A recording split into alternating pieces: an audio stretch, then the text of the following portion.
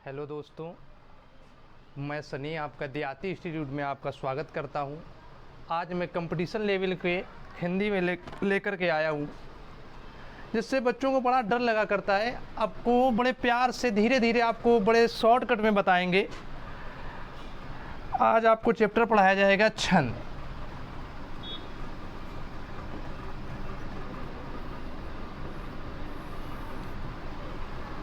छंद का अर्थ होता है आच्छादित। दूसरा भाषा में कह सकते हैं इसको ढकना। छंद का अर्थ होता है आच्छादित या ढकना। छंद के जो जनक कहे जाते हैं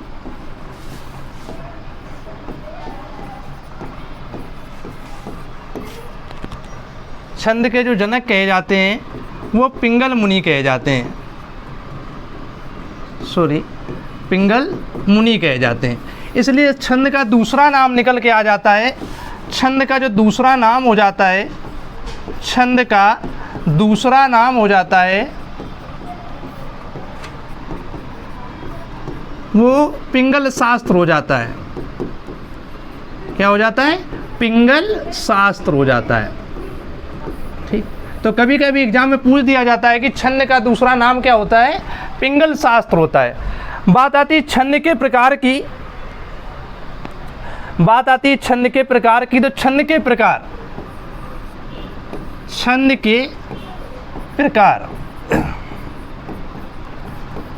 तो छंद के प्रकार जो होते हैं वो चार होते हैं। नंबर एक होता है मात्रिक छंद।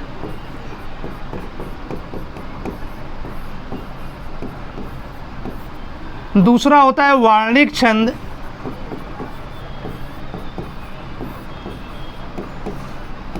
और तीसरा होता है उभयनिष्ठ छंद।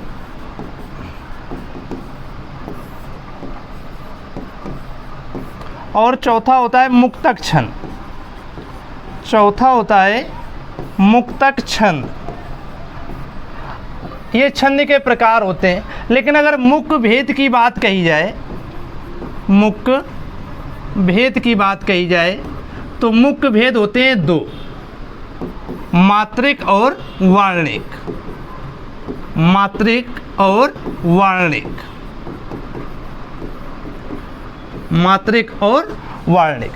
बात आती है मात्रिक छंद क्या होते हैं? मात्रिक छंद वो होते हैं जिनमें मात्राओं द्वारा प्रकाश डाला जाता है। मात्रिक छंद वे होते हैं जिनमें मात्राओं द्वारा प्रकाश डाला जाता है। वार्णिक छंद वो होते हैं जिसमें वर्णों को गिनकर प्रकाश डाला जाता है। उभयनिष्ठ में मात्रिक और वार्णिक दोनों आ जाते हैं। मुक्तक छंद जो है, मुक्तक छंद में एक ही कवि थे।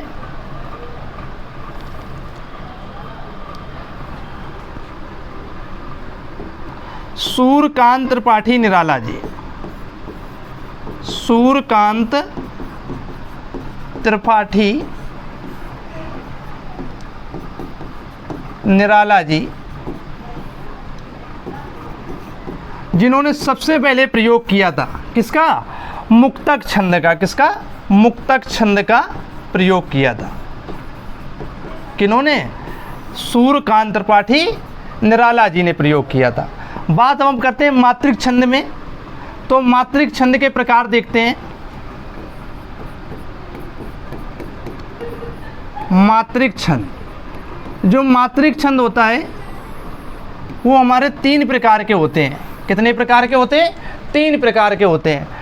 नंबर एक में आता है अर्ध सममात्रिक,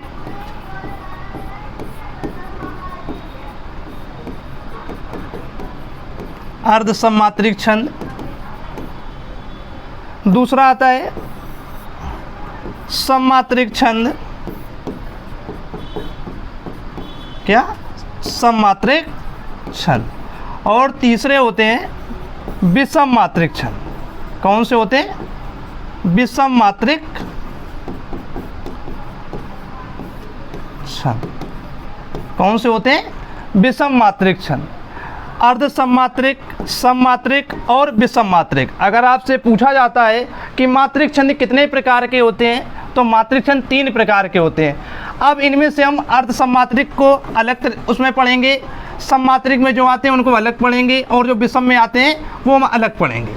ठीक है, तो जैसा कि ये अर्ध सम्मात्रिक, अभी हमने तीनों बताए मात्रिक छंद। मात्रिक छंद में हमने तीनों प्रकार क्या बताया आपको, अर्ध सम्मात्रिक,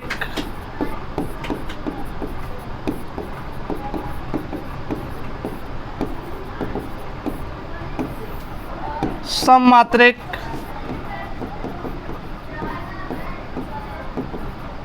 और विषम मात्रिक।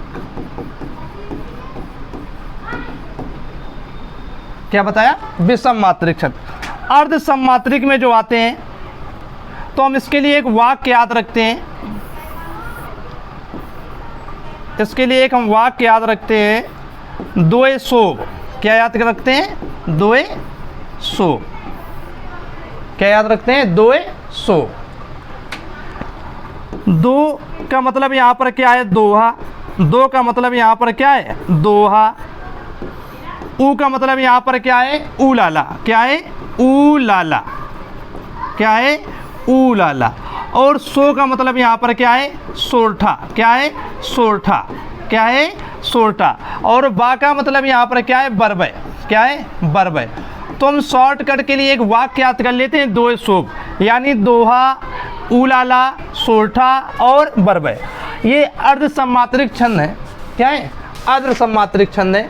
इसमें कितने चरण होते हैं, 4 चरण होते हैं। कितने चरण होते हैं, 4 चरण होते हैं। कितने होते हैं, 4 चरण होते हैं। किसमें, अर्ध सम्मात्रिक में कितने होते हैं, 4 चरण होते हैं। कितने होते हैं, 4 चरण होते हैं।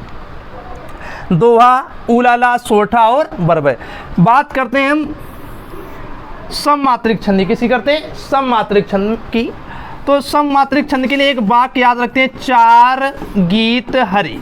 क्या, 4 गीत हरि, जिसमें से हमारा आ जाता है क्या, चौपाई। क्या आता है, चौपाई। क्या आता है, चौपाई।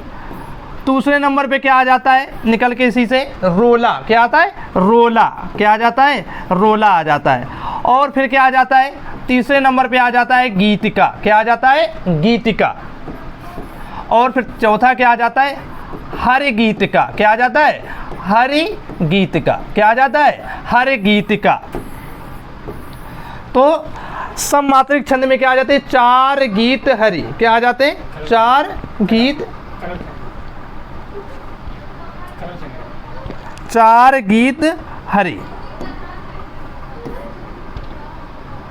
4 गीत हरि।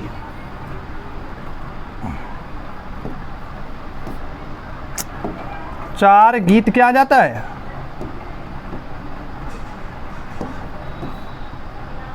क्या आ जाता है, 4 गीत हरि। इसके लिए चौपाई, ये रोला, गीत का और हर गीत का। तो आप याद रखेंगे, इसमें भी चरण कितने होते हैं, 4 चरण होते हैं। कितने चरण होते हैं, 4 चरण होते हैं। इसमें भी कितने होते हैं, 4 चरण होते हैं। फिर आता है विषम मात्रिक छंद। विषम मात्रिक छंद के लिए हम क्या याद रखेंगे, कुछ। क्या याद रखेंगे, कुछ। कुछ में क्या आ जाएगा, कु का मतलब क्या हो जाएगा, कुंडलियाँ। क्या हो जाएगा, कुंडलियाँ। और छा का मतलब क्या हो जाएगा, छप्पय। क्या हो जाएगा, छप्पय। कुंडलियाँ और छप्पय। तो अब इसमें चरण कितने होते हैं विषम मात्रिक में, तो विषम मात्रिक में अगर चरण पूछते हैं तो कितने आ जाते हैं, 6 चरण आ जाते हैं। कितने आ जाते हैं, 6 चरण आ जाते हैं। और अगर सम्मात्रिक पूछते हैं तो 4 चरण, अगर अर्ध सम्मात्रिक पूछते हैं तो 4 चरण होते हैं। ये आपका शॉर्टकट हो गया। तो अर्ध सम्मात्रिक में कौन कौन से आते हैं, दोहा, ऊलाला, सोरठा, बरबय। सम्मात्रिक में कौन से आते हैं, चौपाई, रोला, गीत का, हर गीत का। और विषम मात्रिक में क्या आते हैं, कुंडलियाँ और छप्पय। विषम मात्रिक से एक क्वेश्चन अच्छा बनता है कि जो कुंडलियाँ होती हैं या जो छप्पे होते हैं वो किनके योग से बने होते हैं। तो इसके लिए एक हम वाक्य याद रखते हैं, कुछ डॉक्टर रो में, कुछ डॉक्टर रो में। यानी कुंडलियाँ दोहा और रोला, डी का मतलब है दोहा, आर का मतलब है रोला। कुंडलियाँ दोहा और रोला से मिलकर बनती है, और जो छप्पय होता है वो रोला और उलाला से मिलकर बनता है। जो छप्पय होता है वो रोला और उलाला से मिलकर बनता है।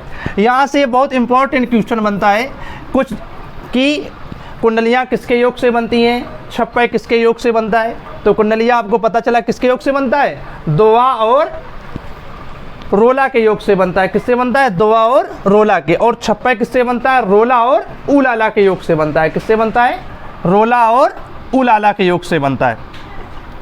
अब बात पढ़ते हैं डिटेल से अर्ध सम्मात्रिक। अर्ध सम्मात्रिक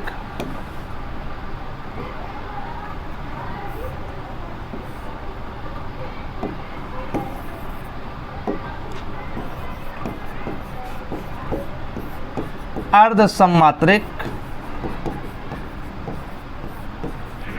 छंद में। अर्ध सम्मात्रिक छंद में हमने क्या क्या बताया है आपको, दोहा बताया है आपको, उलाला बताया है आपको,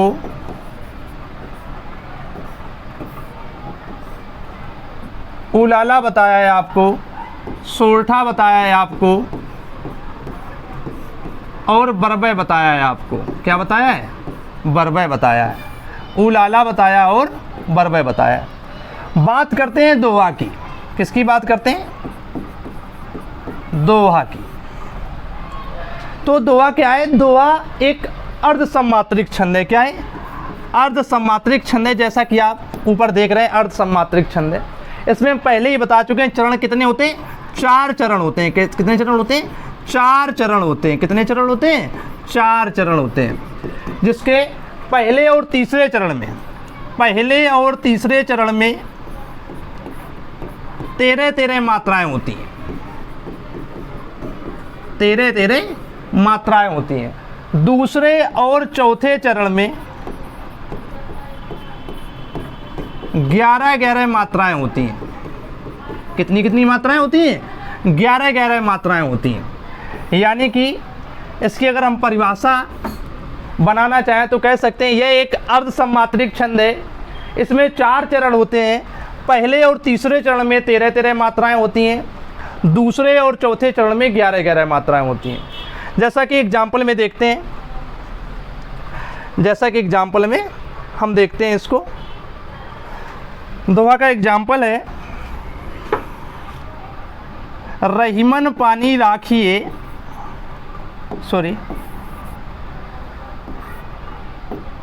रहीमन पानी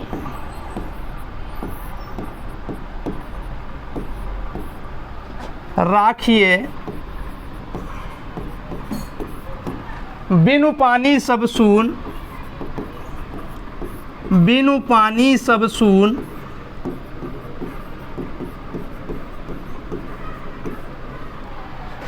पानी गए ना उबरे, पानी गए ना उबरे, मोती मानुष चून, मोती मानुष चून। बड़ा अच्छा एग्जाम्पल है कि रहीमन पानी राखिए, बिनु पानी सब सून, पानी गए ना उबरे, मोती मानुष चून। मोती जिस प्रकार जैसे कह सकते हैं कि मोती के लिए पानी बड़ा आवश्यक है। अगर पानी नहीं होगा तो सीप मोती उत्पन्न नहीं कर सकता है।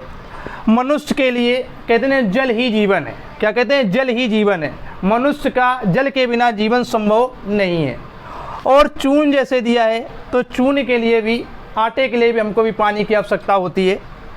तो जैसे ये एग्जाम्पल दिया है तो इसमें अगर हम मात्राएं लगाएंगे तो मात्राओं के जैसे इसको हमने एग्जाम्पल बताया, इससे पहले हम थोड़े से रूल्स जान लेते हैं। छंद के कुछ रूल्स होते हैं उनको हम जान लेते हैं, उसके बाद इसमें आपको मात्रा लगाना बताते हैं।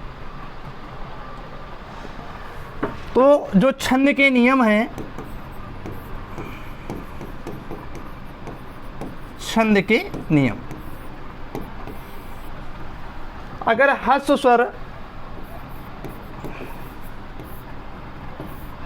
स्वर जो आते हैं, ह्रस्व स्वर के लिए हम छोटी मात्रा लगाते हैं, ह्रस्व मात्रा। कौन सी लगाते हैं? ह्रस्व मात्रा लगाते हैं। और जो दीर्घ स्वर आते हैं, कौन से? दीर्घ स्वर।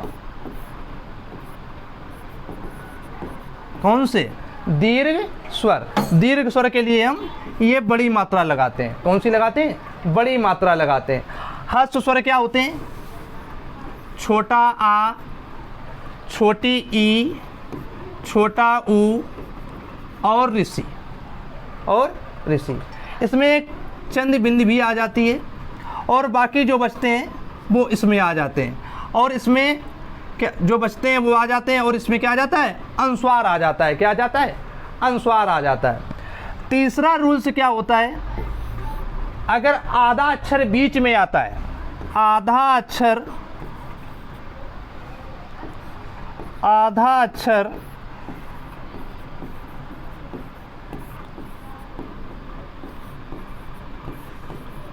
बीच में आता है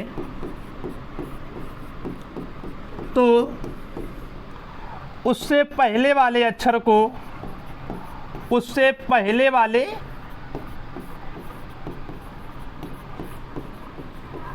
अक्षर को दीर्घ कर देते हैं। दीर्घ कर देते हैं। क्या कर देते हैं? दीर्घ कर देते हैं। जैसे एग्जाम्पल के तौर पे देखते हैं, जैसे इसका एग्जाम्पल है, लिखा है राधे, सॉरी दूसरा एग्जाम्पल देखते हैं, ये पहले से इसमें दीर्घ है। लिखा है जैसे घनश्याम। क्या लिखा है? घनश्याम। तो इसमें से ये छोटा अक्षर है, इसमें सिंगल मात्रा लगाएंगे। ये आधा अक्षर बीच में आता है तो आगे वाले अक्षर को क्या कर देते हैं? दीर्घ कर देते हैं, और फिर उसको क्या कर देते हैं? छोड़ देते हैं। फिर ये दीर्घ हो जाएगा और फिर ये दीर्घ हो जाएगा। ठीक, इसी प्रकार और से बहुत से एग्जाम्पल हैं। अगला रूल से देखते हैं। अगर आधा अक्षर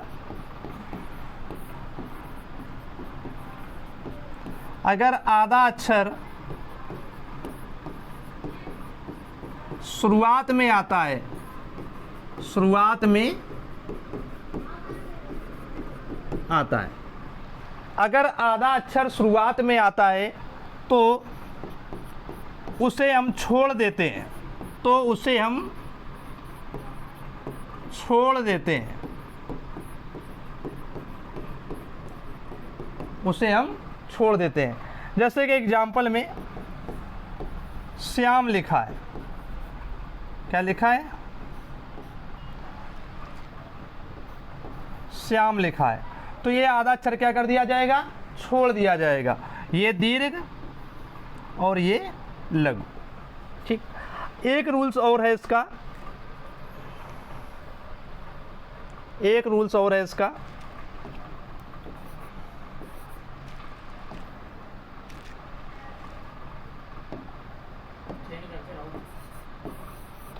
अगला रूल्स क्या है? यदि आधा अक्षर बीच में आता है, बीच में आता है और उससे पहले वाला अक्षर, और उससे पहले वाला अक्षर, पहले वाला अक्षर, पहले वाला अक्षर पहले से दीर्घ है, पहले से क्या है? पहले से दीर्घ है, पहले से दीर्घ है, तो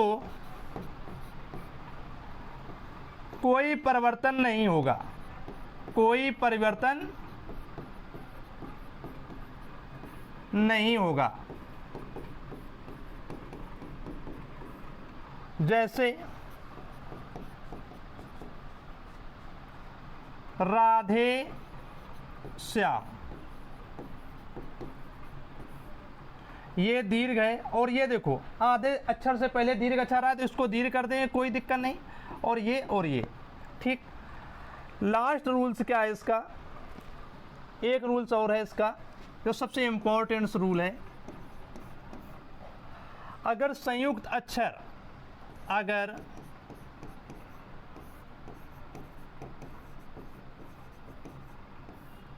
संयुक्त अक्षर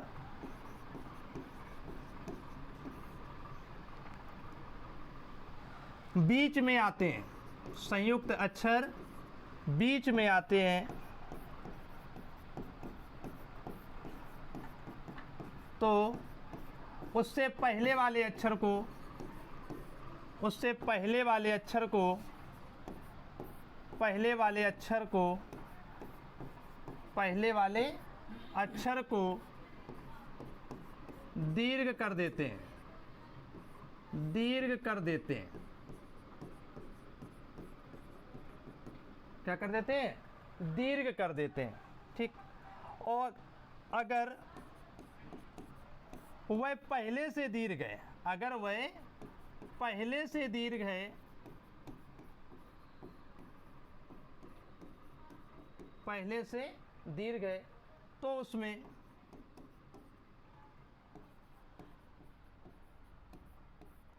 कोई परिवर्तन नहीं होगा, कोई परिवर्तन नहीं होगा।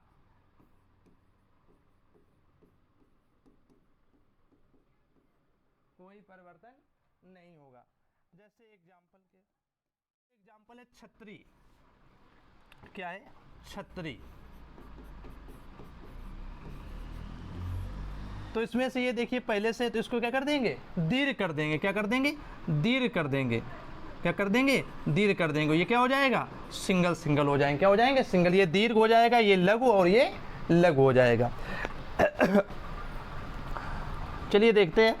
अभी आपको मैंने बताया था, आपको बैक ले चलते हैं थोड़ा।